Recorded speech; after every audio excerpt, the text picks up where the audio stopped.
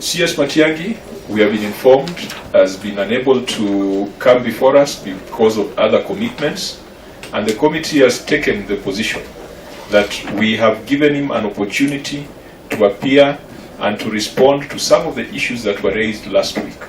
You remember last week when CS Amina was before us, she gave the impression that the Ministry of Education could have done better.